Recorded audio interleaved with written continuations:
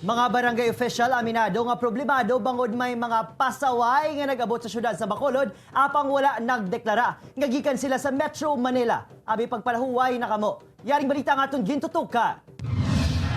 Sa nagadamo nga numero sang persons under monitoring nga nag-aabot sa syudad, ginapalabot man sa mga kapitan ang ila problema sa non-declaration sang mga nag-abot gikan sa mga lugar nga may local transmission sang COVID-19. Sabado sang hapon, malapit 900 nga mga pasahero gikan Metro Manila ang nag-abot sa Bredco Port.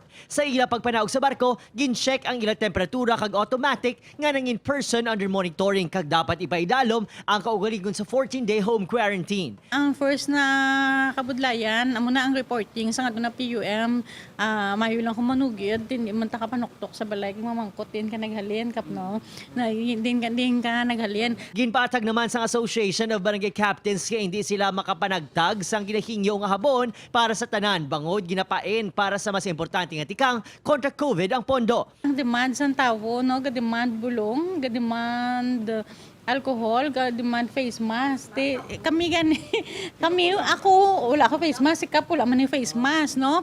So, kagang bulong, di tatanantanan kapanghatag sa kabarangayan. Mas madamo nga shift sang mga nagaronda nga tanod ang ipatuman, agud masaway ang mga nagaliho-liho sa dalan, bisan pa istrikto nga ginapanugyanan, nga sa balay na lang anay nga magtinel. Uwi kay Reynald Castillo, Adrian Prietos, One Western Visayas.